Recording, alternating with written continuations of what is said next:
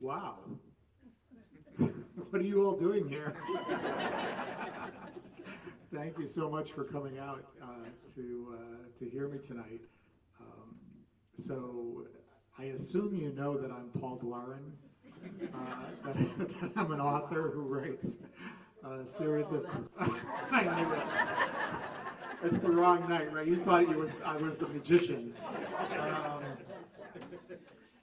Yeah, so I write a series of crime novels about a Maine game warden named Mike Bowditch, and the 15th is going to come out in June. It's called Pitch Dark. It's set in Jackman, by the way.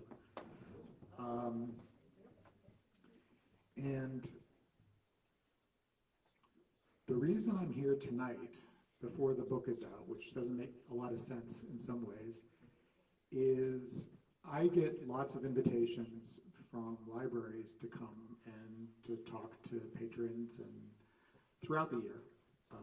Lot of invitations in the summer, but in the summer I'm on my official book tour, and my schedule belongs entirely to my publicist, so that she can send me to Arizona and Michigan and all kinds of other places like that. But I had these invitations in the springtime, and I said, well, what should I do? Because my most recent book came out last June, and that's Dead Man's Wake. It's right over there for sale in hardcover. And I talked about Dead Man's Wake a lot. I don't know, 30, 40 events probably over the course of 2023. And so as I was thinking about visiting libraries this spring, I said, I'm kind of sick of Dead Man's Wake. I don't want to read from it anymore. What can I do? So I approached my publisher and I said, hey, what about if you guys gave me like 10 extra copies of these things? These are called galleys or advanced reader copies or ARCs, and they're like the paperback version of the finished hardcover. They have typos in them, even more than the hardcovers. And they're sent out to libraries, to bookstores, to book reviewers to try to generate interest in the book. And that's why you see it in the New York Times or whatever is some reviewer has read this. So I said, could I get some extra copies of Pitch Dark? And what I will do is, instead of reading from Dead Man's Wake, I will go to different libraries and I will read an excerpt from Pitch Dark, and which is what I'm going to do. And everybody here, I assume, has gotten a ticket. So at the end of the event, I am going to draw a number, and you get this, the lucky winner. But if you don't win, you can still write your email address on the back of your stub, and we'll find some place for you to drop it. And I'm going to do like a second chance for people, because I will have a few extras left over, I realized. So if that interests you, you can do it. You don't have to. The other thing I should tell you is, so Briar Patch is here from Bangor, and they are not only selling, I think I see all my books, as well as taking pre-orders for Pitch Dark. You can buy a pre-order today, and they have a little book plate that goes inside the book. And I will be sitting up here, and I'll be signing books, and I can sign your book plate so that when Pitch Dark comes in, you will just stick that in there, and you'll have an autographed, personalized copy without having to chase me down in Ann Arbor, Michigan, or wherever else I am. And believe me, it's probably the way to go if you really want a personalized copy of it. So I strongly encourage you to pre-order, because they'll have it the week that it comes out, and it's good to support, local Maine bookstores. So the way that tonight's going to go is I'm going to read from Pitch Dark. I will take your questions about this book, about the other books, and give you some time. Then I'll do my raffle, and then I will give you some time to go up there and pre-order, buy the other books. I mean, the thing that I hate to tell you about Pitch Dark is that in order to make sense of it, you need to buy every single one of the books. It will just make no sense whatsoever. And I did my best, but no, I'm here. You know, this is your great chance to get a signed copy, you know, as a gift or whatever for somebody in your life. So anyway, thank you to the library, by the way, for having me. I really like your community. I came up here to see the eclipse, by the way. I was just up on Bear Hill at Roger Gray's house. Retired game warden, made me hot dogs. Red hot dogs, too. Snappers, yeah. So anyway, so that's how this is all going to go. And with that, I will do my reading.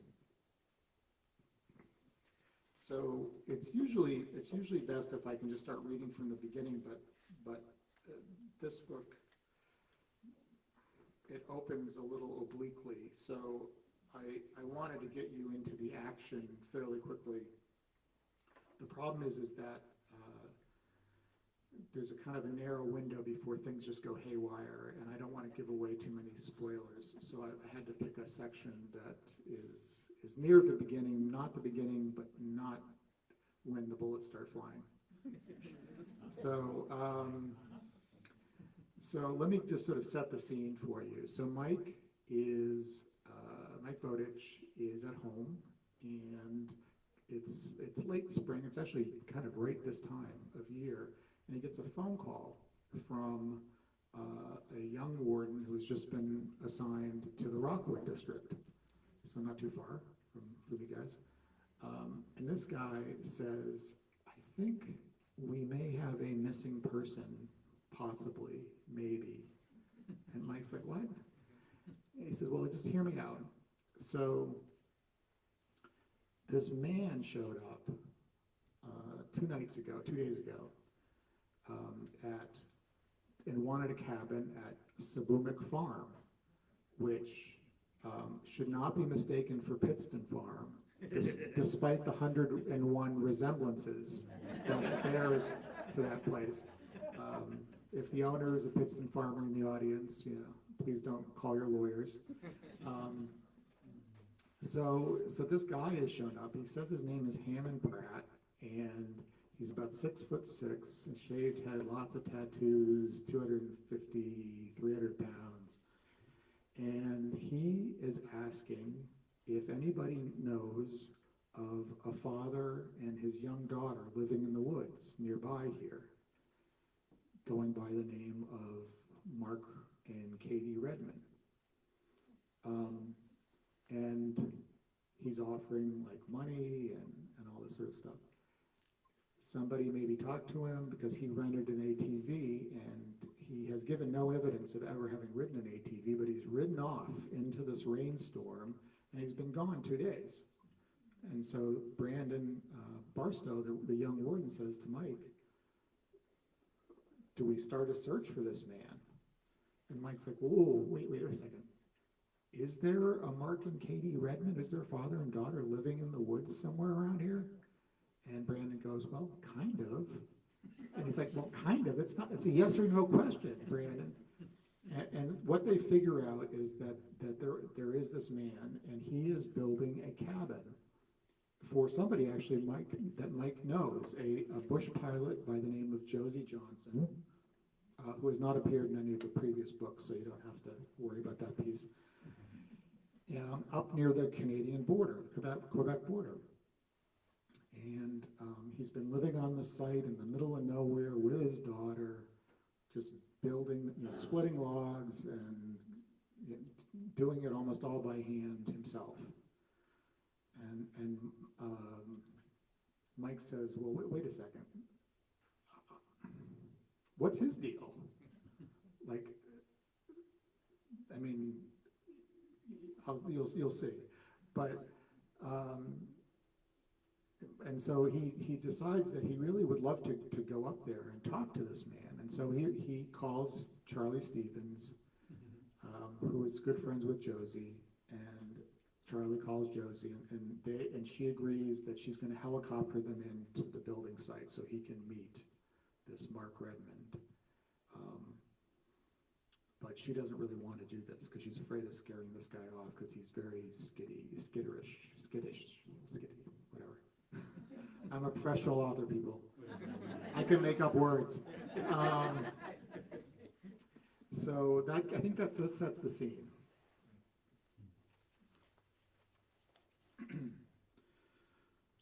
The Robinson R-44 Raven seats 3, the pilot in front and 2 passengers in back. After we'd taken off, Josie insisted on making a circle over her beloved Jackman, even though we hadn't asked for a sightseeing trip and time was pressing. The meteorologists were forecasting that the next storm would come roaring out of Canada shortly before dusk. I glanced at my watch. Noon had come and gone. We were all wearing headsets, and Charlie spoke through the mic connected to the intercom. I see the lumber yards are going concern. It's hanging on, yeah, Josie said. Logs and maple syrup are our big exports. Teenagers, too. Most of the kids who grew up here can't wait to get the hell out of Dodge. Charlie made a throat-clearing noise into the mic. It's been an age since I last flew a whirly bird, I must confess. When Josie turned to address me, I smelled her gum again. Chuck Yeager had famously popped a stick of Beeman's before every test flight, but Josie, it seemed, was a double bubble fan. As soon as your father-in-law called to say he wanted a chopper ride, I knew he'd want to take the controls. How you doing back there, Mike? Don't believe what people say about R-44s being death traps. This one hasn't crashed yet. I hadn't ridden in a small helicopter in years, and I'd forgotten the nonstop jostling. I could almost feel the filling shaking loose from my teeth. But so far, my breakfast was staying down. Josie had also loaded the rear with supplies she'd been gathering for the Redmonds. So I understand you spoke with the girl, Katie, this morning on the radio, I said. Did you ever get to talk with her dad about this Hammond Pratt character? No. Why? Well, Katie couldn't possibly know all her father's acquaintances. And we learned something new about Pratt that's troubling. The man is armed. Josie laughed into the mic. So is everyone in Jackman. Not everyone in Jackman's waving around $100 bills for information about the Redmonds. If he's looking for trouble, I have no doubt that Mark Redmond can handle him, Josie said. But he's probably just some old friend from the military. Mark's never said so, but I'm pretty sure he served. He knows firearms and can fly a single-engine plane, helicopters too. I bet he has more time in choppers than you do, Chuck. She kept dodging my questions, but before I could find one she couldn't duck, my father-in-law broke in. How would you feel, Joe, about me taking the controls on the flight back from Prentice? Whatever else we found at the building site, Charlie Stevens wasn't going to be diverted from his goal of flying the Raven. Josie gave me another amused over-the-shoulder glance. Gee, Chuck, I don't know. It's been years since you've flown an egg beater, you say? As the two seasoned pilots bantered, I kept my eyes focused on the waterlogged forest, partly to avoid vertigo, but also because I was scanning the logging trails. I didn't really expect to see Hammond Pratt unseated from his ATV, stumbling along one of the muddy tracks, limping, drenched, and hypothermic.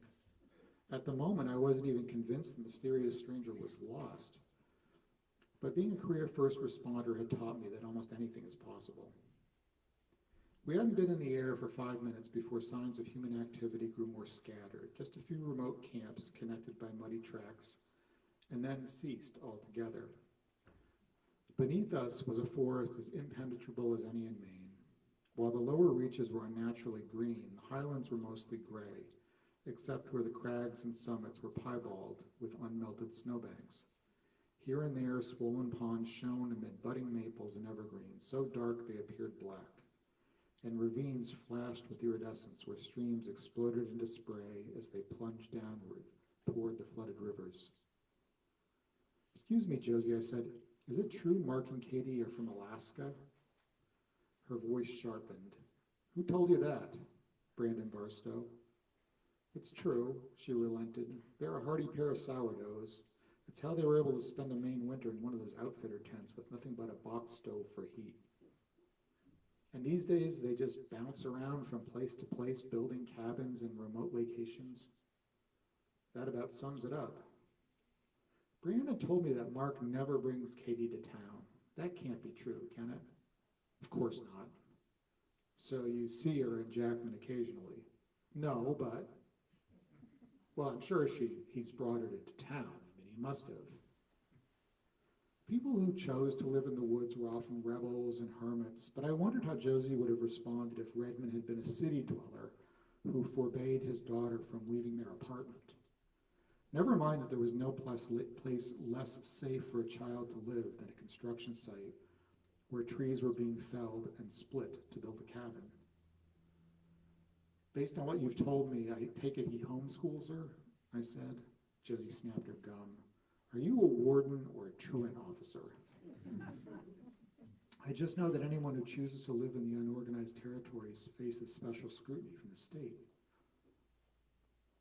Josie seemed to feel the need to respond to a question I hadn't asked. It's not like the Redmonds have been stranded all winter. Mark has a snowmobile and a four-wheeler that he takes to Jackman and Rockwood. He also has a Unimog, a big tractor-type thing he can drive out when the roads are passable to get supplies and building materials. And I fly in with groceries and goodies from time to time when the weather allows. Do you happen to know where the mother is? I asked. I can't see how that's either of our business. The young man just curious, Charlie said. Curious to a fault, I often tell him. I apologize, I said after a long silence. Charlie's right that I sometimes let my curiosity get the better of me. It's just that I can't imagine spending the winter in such isolation. It's not like they're totally alone up there, Josie said. The Stombaghs have their sugar house on the South Branch Road. Have you ever heard of Moose River Maple Works, Chuck? There's a lot of people tapping trees these days, but Bob and Rose make syrup that'll curl your toes. Something about the casks they age the stuff in. Genuine Kentucky whiskey barrels. I can't say I've ever gotten sluiced on my breakfast, said Charlie. The syrup only tastes of whiskey. I don't buy it myself. I'm not on the best of terms with Bob and Rose. It's one of those feuds we've got in Jackman and Dover Foxcroft, probably, where we don't even remember who started it or why. She snapped her head around. And Katie visits them. She goes to see the Stombaghs sometimes. She told me she does. She takes the snowmobile or the ATV. I considered this. Josie sounded triumphant. So you can't say Katie's being cut off from other people. I wondered. But I would soon see for myself the effect living far from civilization had on the 12-year-old. I had to consider the possibility that I really had fallen prey to the folly of prematurely indicting Mark Redmond as a father. And yet, the helicopter, dipping and rising on the wind, continued steadily to the northwest into the wild. Josie hugged the main road for the remainder of the flight. It was the two-lane highway that led to the twin border checkpoints at Sandy Bay Township, Maine on the American side, and Armstrong, Quebec on the Canadian side. The altimeter showed us at a mere 1,500 feet above the ground. Several times she banked and brought us around for a closer look at something that had caught her eye. It wasn't always obvious to me what that something was. Beneath us now, a flecked and frothing stream came pouring out of a valley at the base of the mountains and passed under a bridge. The water had reached the level of the road and was spilling over the boards at such a ferocious rate, it seemed likely the structure might give way at any second. I don't know if I chance crossing that bridge, Charlie said, echoing my own thoughts. Josie snapped her gum again. That road's the only way out of my valley, unless you take the ATV trail past Wounded Deer. I'll have to tell Mark about the bridge. Above the stream, the road to the building site was blocked with deadwood falls for about 20 yards. Then it showed signs of having recently been cleared. The muddy track was tawny with sawdust and littered with boughs and branches. Redmond had been at work that morning with his skidder. Your man has been a busy bee, said Charlie. He told me he doesn't like feeling trapped. But you're right about his work ethic, Chuck. Mark Redmond makes a dairy farmer look like a lazy bones. He doesn't smoke, drink, or even swear. I thought he might be a Bible banger when we first met, but he hasn't tried to save my soul yet. Could be he saw what an irredeemable sinner you are, Joe. Could be. Flying low above the treetops, Josie followed the stream toward the valley above. The surrounding mountains weren't particularly tall, but they formed an unbroken wall of escarpments.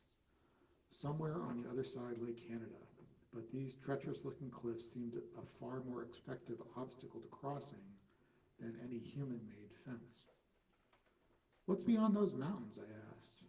"Trees and more trees," Josie answered. "There's the usual slash along the border, a 20-foot corridor through the woods.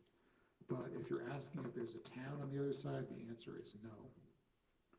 "Sounds like your valley is a perfect cul-de-sac," I said. "Mark says I should name the place Hole in the Wall, after Butch Cassidy's hideout." No sooner had she uttered these words than a pond came into view. I knew at once that it must be Prentice. In size, it looked to be something like 50 acres, with steep cliffs on its northwestern side, where the mountains rose abruptly from the saucer-shaped valley. Loggers had cut the land hard, but not recently, and they had even left a stand of towering hemlock on the northern shore. The cabin was set in a clearing above the pond in the shadow of these conifers. A skidder trail ran from the construction site past the evergreen grove before disappearing over the lip of the valley. The earth around the foundation was currently a muddy expanse, but the messiness of the site didn't take away from the impeccable craftsmanship of the cabin in progress. The exterior walls were built entirely of split logs. The steel roof was steeply pitched so that snow would melt quickly and slide off. There were dormers over the second-story windows and a fieldstone chimney from which smoke was rising.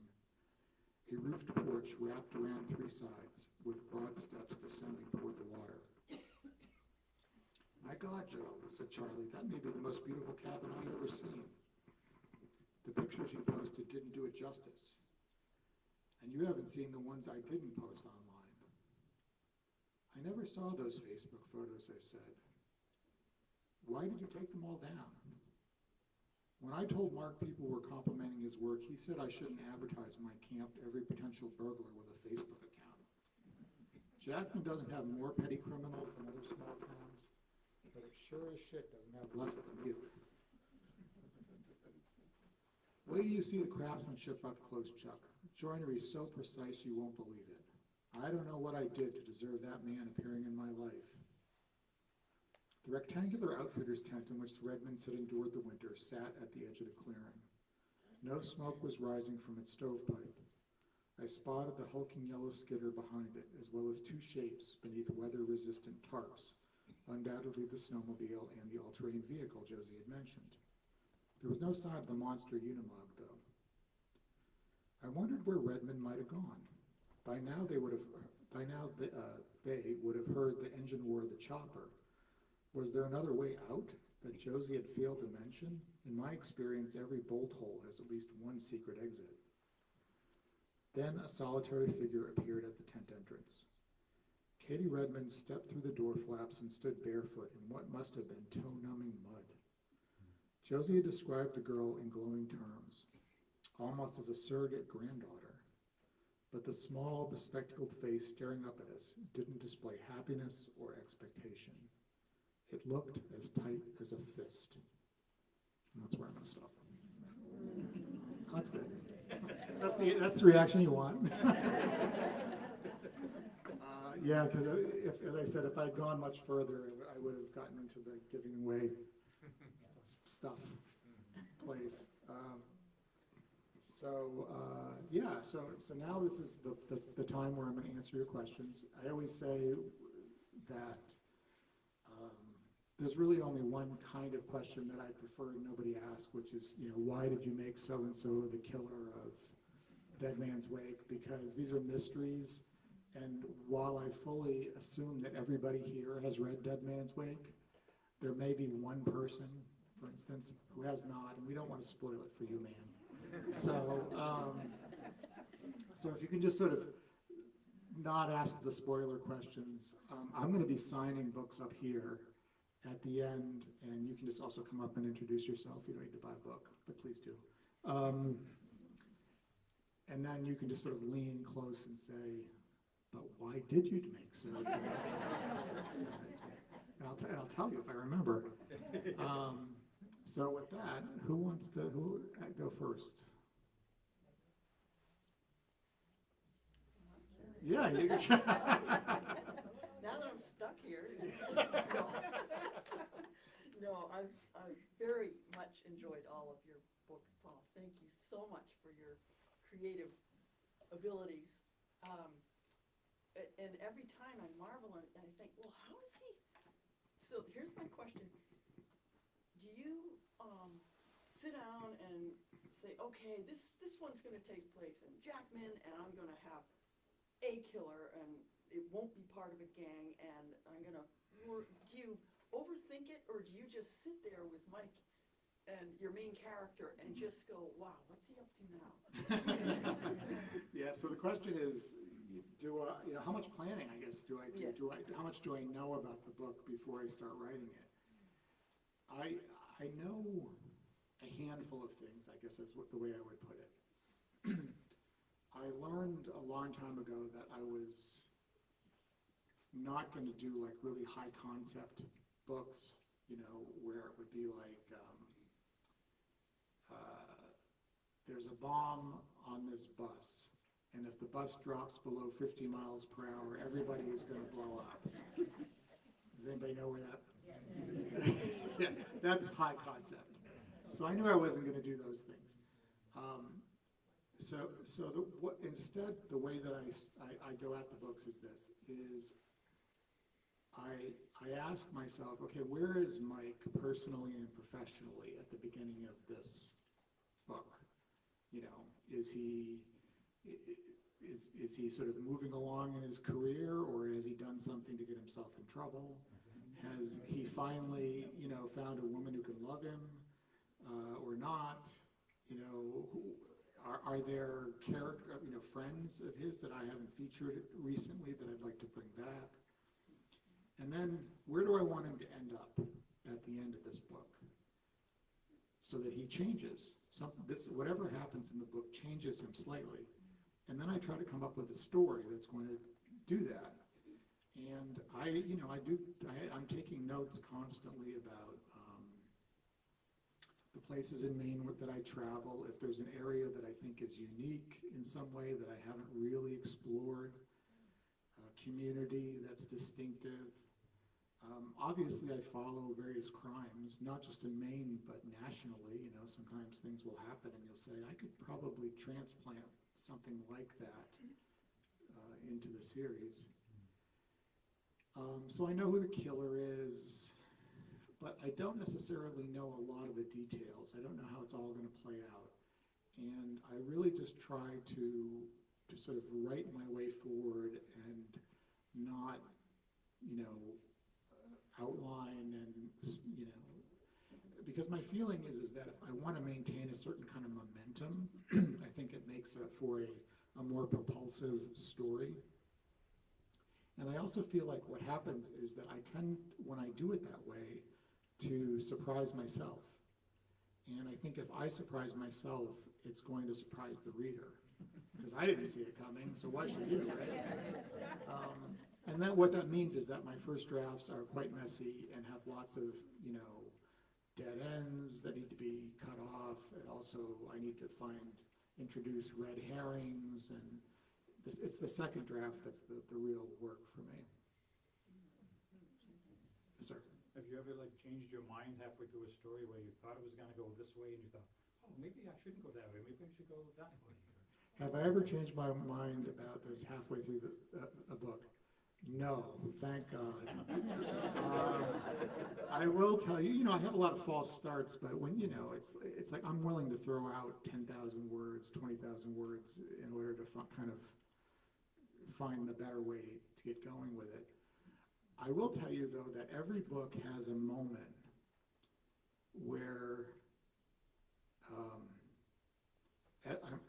until I find it, I don't know if it's going to work or not.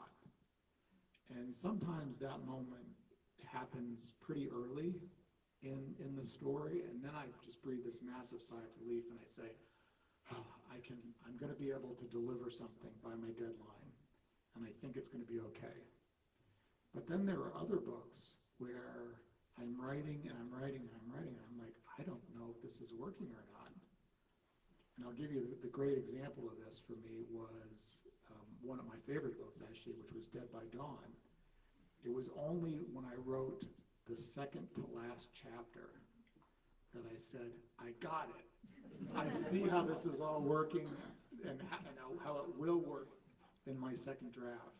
So I'd spent, the better part of a year on that. And if that had not come together, I was in trouble. Yes. How do you balance your time to write with your having to travel around and talk to people about it? So how do I balance my time writing with, talking to readers? Research is obviously another piece of this. I will tell you that sometimes I do get a lot of invitations to talk, and at a certain point, it's like I can feel like I'm talking about my books more than I'm actually writing my books, and that's a good sign for me. Okay, I got to scale way back here and just focus on the important stuff. With research, as I've written more books, I've learned what I think, for the most part, what I need to know to write a given book. So I'll give you an example about, like when I was earlier in my career,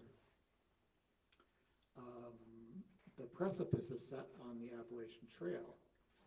And there was a part of me that said, oh my God, how am I going to do this? I'm going to have to hike the entire Appalachian Trail to write this book. And I had this, brainstorm that was like, wait a minute. No, I don't. It only takes place in the 100-mile wilderness, and not even the whole 100-mile wilderness. Plus, Mike hasn't hiked the whole, all that. I just need to know what Mike is going to see for details and things. So that's, it's been a learning experience as I've gone through the series about, how much to research. Yes, and Beck. I was actually going to ask you about the precipice, because I live in Monson. I also own Shaw's, and, we were very familiar with that. So one of the things I love about your books the most is you go into description about the geography of whatever area it is. You must have walked east to Vermont and the Gulf Hagen.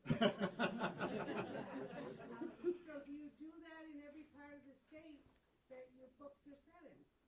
Yes. Do I do the sort of the on the ground research? And thank you for coming. Shaw's is a great place, and it's an institution.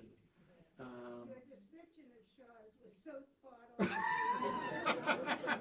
I stayed there under an alias. But I really appreciate that, actually. Yeah, it's important to me. You're always going to get stuff that's not quite right. And also, too, these are novels. I take poetic liberties because I have to at sometimes, it's like sometimes I'll turn in my, the book, and my editor and my agent will be like, this, you don't need this, you don't need this, you don't need this. And I'm like, but it's so interesting. It's like, they're especially interesting to people in Maine, but, sometimes they're thinking about the Dutch translation and the people in Amsterdam going, what? Or whatever that "wa" is in Dutch. But I really do make it, I've not written about a place that I have not spent a significant amount of time in, and preferably in the exact week, month that I'm writing about, so that I'm able to characterize, what's blooming, what's pollinating, what birds are singing, that kind of thing. Those sorts of little details that I think help the stories. Yes. Do you write with a computer, or do you write with pen and paper? So do I write with a computer, or do I write with pen and paper? Creating the stories. I wish that I wrote like in a little notebook with a quill pen, on the bank of a river, kind of thing. It would just be so romantic. But no, I actually, I've always written on a keyboard. And in fact, one of the big things in my life was when I've always known that I wanted to be a novelist, and my parents gave me an old Royal manual typewriter when I was a kid, which I still own. I don't use it. And I sort of graduated into electric typewriters and then word processors and then computers and that sort of thing. I also write in a very sterile office with not much of a view because I don't want to be distracted. I approach it like it's my job because it is my job. And I go outside a lot. I'm supposed to go fishing tomorrow, God willing, for a few days. And that will be my time outdoors. When I get back, it will be the time for me to go back into the little office and start hitting the keys. Yes. Do you ever spend time with real-life game wardens? Do I spend time with real-life game wardens? Yes. Never as much as I'd like. But the ride-alongs, and also with other state troopers, I've gotten tours of the crime lab. I've been in helicopters counting moose in the wintertime. It's been a lot of wonderful opportunities for research that way. And the wardens were really funny because when I first started to talk to them, I would ask them questions. Of course, I was a journalist before. I was a journalist for Down East. It wasn't like I was a muckraking, but nevertheless, they had their guard up, and I would ask them a question, and they'd say, yep. No. And part of it is because, law enforcement officers are taught to answer questions that way, especially in court. Right, where you never want to volunteer any information. It's just, and I've been able to sort of chart my relationship with the wardens over time, because now when I get together with one of them, I just can't get the guy to shut up. They all have stories, and some of them, the ones they want to tell typically are very funny, but they don't really belong in my books. Sometimes little things get. Particularly with politics, I felt that you... The politics, yes, that actually is the big thing, and of course the ones who really tell me the most are like the retired wardens. They're past all that, but I think honestly, I get letters from wardens, conservation officers from around the country, and one of the things that I know that they tell me that they appreciate is the fact that I write about good wardens and bad wardens and sort of mediocre wardens, because they're not all heroes. It's just like any other industry, right? We all work in workplaces and have worked with people who barely, can be bothered to do the minimum. And then we work with people who are just really inspirational. And so I just try to give a good cross-section, I think, in a way that's, if I'm doing it in an accurate way, I think they respect that more than if I make everybody like this, charging superhero. Yes? One of the things that I appreciate from the law enforcement background is the limitations of the ballistic vest, especially in Widowmaker.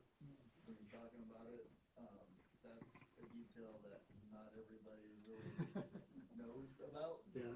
Unless you're actually put in the situation where you actually have to wear one. You're like, oh. So he's talking about appreciating some of the little details. And so in Widowmaker, Mike is wearing a ballistic vest, which of course is, colloquially known as a bulletproof vest. They're not bulletproof. Even the best ones are not. You have a 50 caliber, whatever, and you still have plates, and you're, good luck. But yeah, like for instance, one of the things that a lot of people don't know is that ballistic vests, many of them are not slash proof, which is actually, you can stab through a ballistic vest, you just can't shoot through one.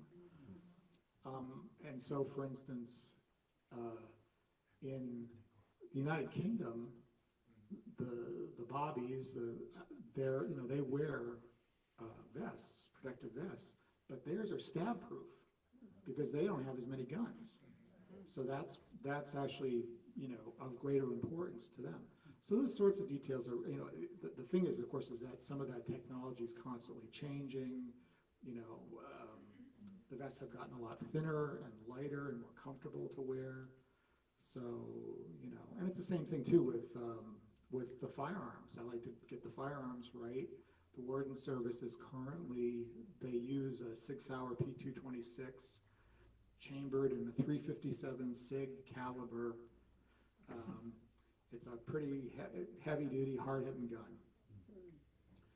They got it because they used to use Smith & Wesson 357 Magnum revolvers. They liked the caliber, and they thought that, we're going to we need to put down a moose every once in a while, so we need a big, heavy handgun. Well, now a Warden has 12-gauge shotgun. They're all assigned AR-15s. They don't need their handgun to kill the moose with brainworm. So they're actually going to 9mm for the gun people. Don't get me started on this subject. I find it fascinating, but I know I don't get it. Yes, sir. I like the introduction of the characters that you bring in and then reutilize them in later books. Not just Charlie Stevens and his daughter, but the fellow that ends up in prison. State police detective that he bumps into, and they butt heads a little. So he's just talking about how one of the things about the series is that these characters kind of appear in a book and then they don't go away necessarily. They go away for a little while, and then they'll come back and they'll be recurring. In some cases, that's very intentional on my part, because the way I always describe it, I've come to see it, I feel like I'm writing Mike Bowditch's autobiography.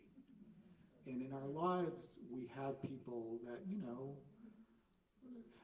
Each and all of them have something to do, not just in his line of work, as part of his development and character. Yeah, I mean, that's the thing, is I want the supporting characters to sort of bring out something in him and be friends or be enemies or be rivals or whatever it is. Occasionally what's happened, this is what I did not envision when I first started the series, was that people were going to really connect with certain characters. And then, and I'll give you the biggest example of that, which is Shadow, the wolf-dog hybrid. So Shadow, I'm not going to give away too much about this, but Shadow appears first in Widowmaker. And I introduced him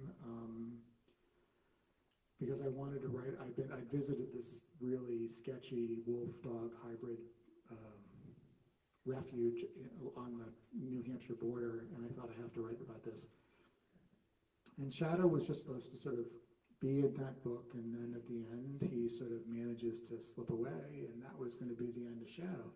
But as soon as Widowmaker was published, people started writing me saying, when's Shadow coming back? When's Shadow coming back? And I'm like, Shadow's never going to come back. No.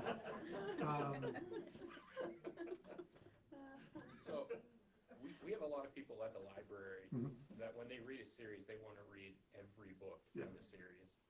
And we always hit a point with your series where they're like, what is this book that's labeled as, is it 5.5, 6.5? Okay. Some of the short stories are only available, some of them are only available on ebooks, some are only audio. Yeah. There's one that's just on the website. Is there any way that those could be published in print? Because that would make it so much easier for the librarian. Yes, it would. Yes, it would. So years ago, I started writing these little short stories, and I didn't know what to do with them, and I gave them to my publisher, and they said, oh, we know what we can do. We can use them to market the forthcoming books. We'll publish it digitally, we'll do a little audio, and then at the end, we'll include the first couple chapters of the next book. So they'll just be sort of marketing tools for us. And it was fun for me because I was able to, if you've read any of those stories, you know they're pretty different. They're all part of Mike's world, but some are about Charlie as a young man. There's one called Skin and Bones, which is kind of my Edgar Allan Poe story, which is about Charlie and Mike's dad, sort of why they had the relationship that they had. But these things, you know, haven't been available in print. And furthermore, you know, when they, like on Goodreads and some of these websites, somebody, I don't know who, just because of when it's published, will put a number on it. Okay, so Rabbit is story, you know, I don't know, 3.5 or something like this. But it actually isn't, it doesn't take place at that, between those books. It takes place in an entirely different time frame. And people are very, very confused by this.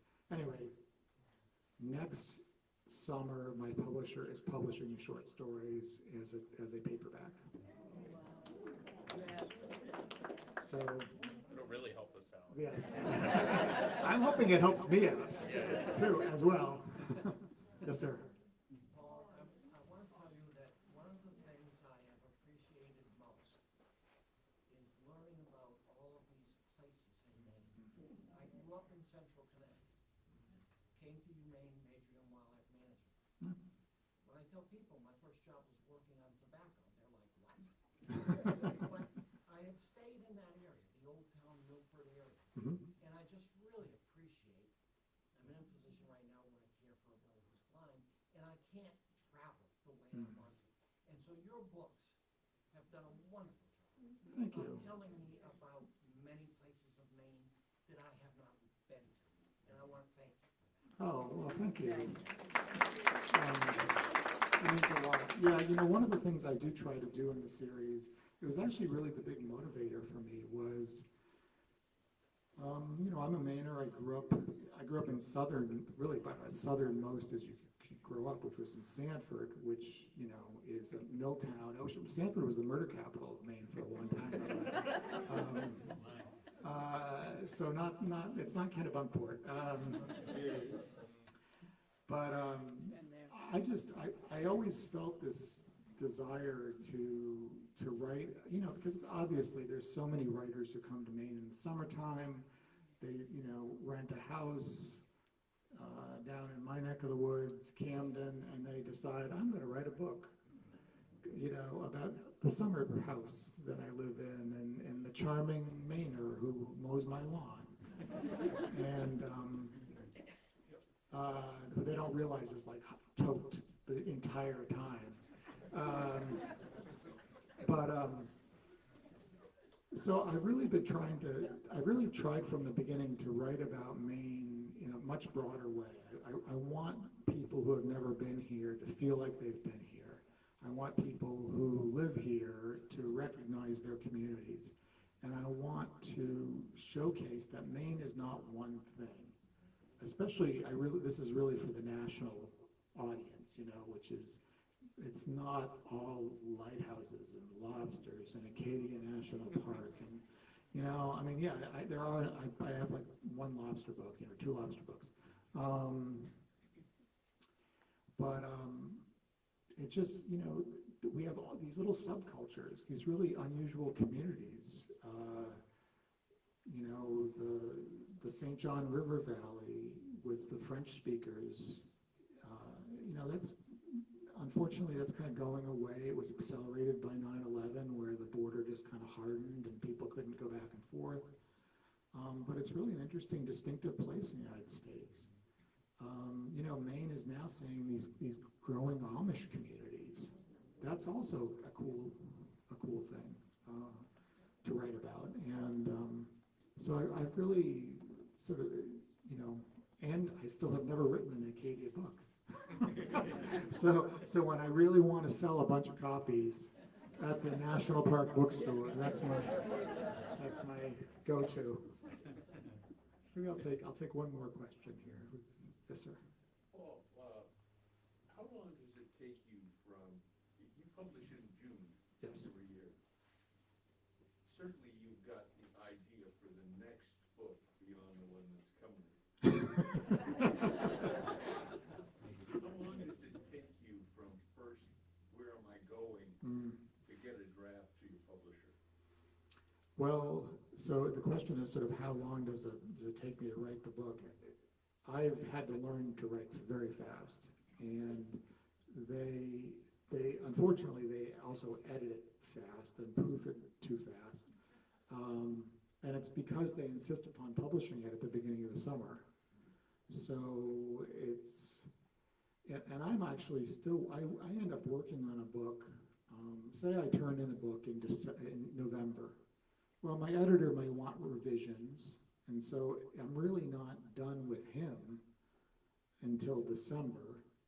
Then, I get a couple weeks off, and then early January, here comes the copy edits. Somebody has taken the holidays and they've marked everything up and they've changed things, and I have to read it through word by word and decide, is that a good change or a bad change? And then I turn that back in. And then a few weeks later, here come the proofs. And I have to read it very closely because this is the last look I'm going to get at it. And sometimes new errors have gotten introduced somehow in the copy editing phase. And so I'm still like, I'm trying to get started with a new book, but I keep, it's like Al Pacino, just when I think I'm out, they pull me back in. So in real terms, it's probably about 8 months that I have to write the book. We're gonna be moving to a slightly better schedule, I think, with that, which will give me a bit more time, and I hope it will result in better books as well. So let me do my drawing. Who has the stubs?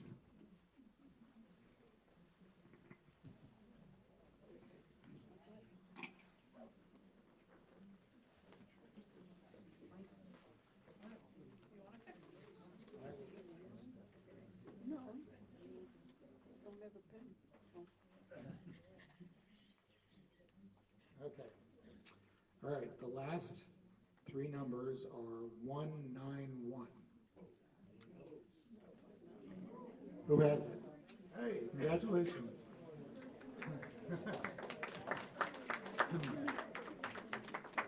So yeah, come up at the end here and I will, you can come up now and take it.